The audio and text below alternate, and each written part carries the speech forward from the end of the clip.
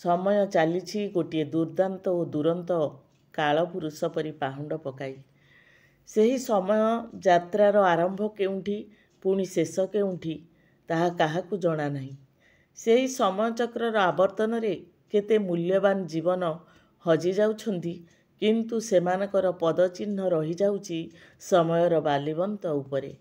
ସେହି ମହାପୁରୁଷମାନଙ୍କର ଜୀବନୀ ପାଠରୁ ଆମକୁ ଅନେକ ଗୁଡ଼ିଏ ଶିକ୍ଷା ମିଳିଥାଏ, ଯାହାକି ଆମେ ଆମ ଜୀବନରେ ସେମାନଙ୍କର ଆଚରଣ ଉଚ୍ଚାରଣ ଏବଂ ସେମାନଙ୍କର ଜୀବନଶୈଳୀକୁ ଅନୁଧ୍ୟାନ କରି ଅନେକ କିଛି ଆମେ ଶିଖିବାକୁ ପାଇଥାଉ। ସେହିଭଳି ଏକ କାହାଣୀ, ଜଣେ ଥିଲେ ରାଜା। ରାଜ୍ୟ ନାହିଁ, ଅଥଚ ସେ ଥିଲେ ଜଣେ ରାଜା। ଏମିତି ସେମିତି ରାଜା ନୁହେଁ, ସାରା ଭାରତ ଭୂଖଣ୍ଡର ଜଣେ ସର୍ବକାଳୀନ ସର୍ବଶ୍ରେଷ୍ଠ ରାଜା।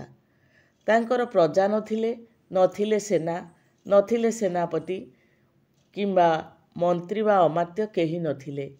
ସେ କୌଣସି ରାଜ୍ୟର ରାଜା ନଥିଲେ କିମ୍ବା କୌଣସି ରାଜପୁତ୍ର ବା ଯୁବରାଜ ନଥିଲେ। ସେ ଥିଲେ ଅଖଣ୍ଡ ଭାରତର ଜନଗଣଙ୍କର ମନର ରାଜା। ତାଙ୍କର ପାଣ୍ଡିତ୍ୟ, ତାଙ୍କର ବୁଦ୍ଧିମତା ଏବଂ ତାଙ୍କର ମହନୀୟତା ପାଇଁ ସେ ସମୟର ଭାରତର ଶାସକ ଇଂରେଜ ସରକାର ତାଙ୍କୁ ରାଜା ଉପାଧିରେ ଭୂଷିତ କରିଥିଲେ ଏବଂ ସେ ହିଁ ଭାରତର ଜଣେ ମାତ୍ର ବ୍ୟକ୍ତି ଯାହାଙ୍କ ନାମ ପୂର୍ବରୁ ରାଜା ଉପାଧି ଯୁକ୍ତ ହୋଇଅଛି। ଭାରତର କୋଣେ ଅନୁକୋଣେ ପରିଚିତ ସେ ଥିଲେ ରାଜା ରାମମୋହନ ରାୟ। ସେ ସମୟରେ ହିନ୍ଦୁ ଧର୍ମରେ ସତୀଦାହ ପ୍ରଥା, ନରବଳି, ପଶୁବଳି, ଛୁଆଁ ଅଛୁଆଁ ଭେଦଭାବ, ବାଲ୍ୟ ବିବାହ, ବହୁ ବିବାହ ଆଦି ଅନେକ ଜଟିଳତା ପ୍ରବେଶ କରିଯାଇଥିଲା।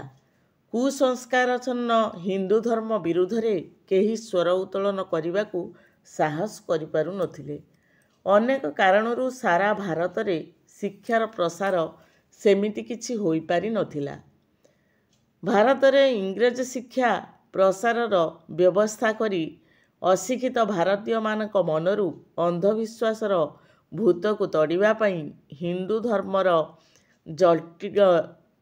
ଧର୍ମର ଜଟିଳ ରୀତି ନୀତି, ପୂଜା ପଦ୍ଧତି, ବଳିପ୍ରଥା ଇତ୍ୟାଦିକୁ କୁସଂସ୍କାର ବିରୁଦ୍ଧରେ ଯିଏ ସ୍ୱର ଉତ୍ତୋଳନ କରିଥିଲେ, ସେ ହିଁ ଥିଲେ ରାଜା ରାମମୋହନ ରାୟ। ଏଥିପାଇଁ ଦୁଇ ଥର ନିଜ ଘରୁ ସେ ତଡ଼ା ଖାଇଛନ୍ତି, ତଥାପି ନିଜ ଧର୍ମ ମତରେ ସେ ଅଟଳ ରହିଛନ୍ତି। ରାମମୋହନ ବିଧର୍ମୀ ହୋଇଗଲେ ବୋଲି ପୈତୃକ ସମ୍ପତ୍ତିରୁ ତାଙ୍କୁ ବଞ୍ଚିତ କରାଯିବା ପାଇଁ ନିଜ ମା ତାଙ୍କ ବିରୁଦ୍ଧରେ କେସ୍ କରିଛନ୍ତି। ହିନ୍ଦୁ ଧର୍ମର ଜଟିଳତା ବିରୁଦ୍ଧରେ ଲଢ଼େଇ କରୁ କରୁ ସେ ବ୍ରାହ୍ମ ଧର୍ମ ନାମରେ ଏକ ଉଦାର ଧର୍ମ ମତର ପ୍ରଚଳନ କରିଥିଲେ।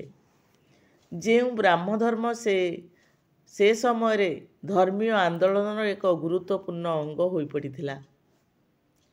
ରାଜା ରାମମୋହନଙ୍କ ଜନ୍ମ 1772 ମସିହା ମଇ ମାସ 22ରେ ପଶ୍ଚିମବଙ୍ଗର ହୁଗୁଳି ଜିଲ୍ଲାର ରାଧାନଗର ଗାଁରେ ହୋଇଥିଲା। ମାତ୍ର ମୃତ୍ୟୁ ହୋଇଥିଲା ଇଂଲଣ୍ଡର ବ୍ରିଷ୍ଟଲ ସହରରେ 1833 ମସିହା ସେପ୍ଟେମ୍ବର 29 ତାରିଖରେ। ସେ ହିଁ ଥିଲେ ଭାରତର ଇଂରେଜୀ ଶିକ୍ଷା ପ୍ରସାରର ପ୍ରଥମ ପ୍ରବକ୍ତା। ୟୁରୋପ ଯାତ୍ରା କରିଥିବା ପ୍ରଥମ ଭାରତୀୟ ମଧ୍ୟ। 1831 ମସିହାରେ ପ୍ରଥମେ ଯେଉଁଦିନ ସେ ଇଂଲଣ୍ଡ ମାଟିରେ ପାଦ ଥୋଇଲେ, ସେଦିନ ହଜାର ହଜାର ଇଂରେଜ ରାସ୍ତାର ଦୁଇପଟେ ଠିଆ ହୋଇ ତାଙ୍କୁ ରାଜକୀୟ ସ୍ୱାଗତ ସମ୍ବର୍ଦ୍ଧନା ଜଣାଇଥିଲେ। ୟୁରୋପ ମାଟିରେ ରାମମୋହନ ଭାରତକୁ ପରିଚିତ କରାଇଥିଲେ, ଭାରତୀୟମାନଙ୍କର ସମସ୍ୟାକୁ ଉପସ୍ଥାପିତ କରିଥିଲେ। ଏମିତି ଏକ ମହତ୍ କର୍ମରେ ନିଜକୁ ବିନିଯୋଗ କରି ସେହି ଇଂଲଣ୍ଡ ମାଟିରେ ଶେଷ ନିଶ୍ୱାସ ତ୍ୟାଗ କରିଥିଲେ।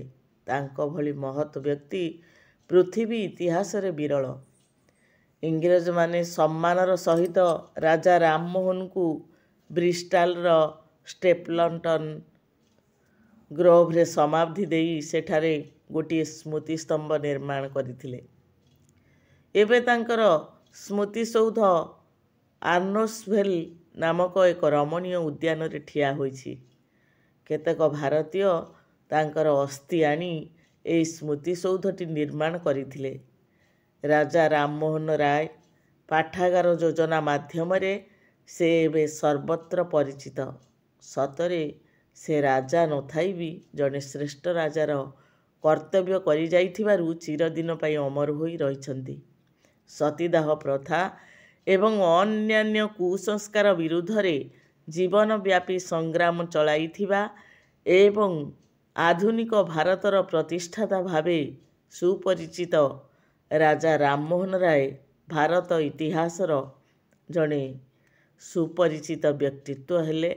ଏହି ମହାପୁରୁଷଙ୍କ ଜୀବନୀ ଅବା ପୁଣ୍ୟତିଥି କ୍ୱଚିତ୍ ଲୋକ ପାଳନ କରିଥାନ୍ତି। ଊନବିଂଶ ଶତାବ୍ଦୀରେ ବ୍ରିଟେନରେ ତାଙ୍କର ମୃତ୍ୟୁ ଘଟିବା ପରେ ବ୍ରିଷ୍ଟଲଠାରେ 1833 ମସିହାରେ ନିର୍ମିତ ହୋଇଥିଲା ଏକ ସମାଧିପୀଠ।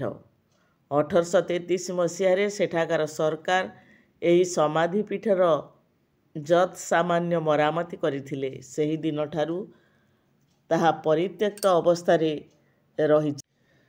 ଲିଭରପୁଲର ଜନୈକ ଇତିହାସ ଅଧ୍ୟାପିକା କାର୍ଲା ମୁମ୍ବାଇ ଆସି କିଛି ଦିନ ଅଧ୍ୟାପନା କରିବା ପରେ ବିବାହ କରିଥିଲେ ଜଣେ ଭାରତୀୟ ଫିରୋଜ କଣ୍ଟ୍ରାକ୍ଟରଙ୍କୁ ଏବଂ ନିଜ ପରିବାର ସହ କାର୍ଲା କଣ୍ଟ୍ରାକ୍ଟର 1971ରେ ଫେରିଥିଲେ ବ୍ରିଷ୍ଟଲକୁ। ସେହିଦିନଠାରୁ ସେ ବ୍ରିଷ୍ଟଲସ୍ଥିତ ରାଜା ରାମମୋହନ ରାୟଙ୍କ ସମାଧିପୀଠ ରକ୍ଷଣାବେକ୍ଷଣ କାର୍ଯ୍ୟରେ ନିଜକୁ ନିୟୋଜିତ କରିଅଛନ୍ତି।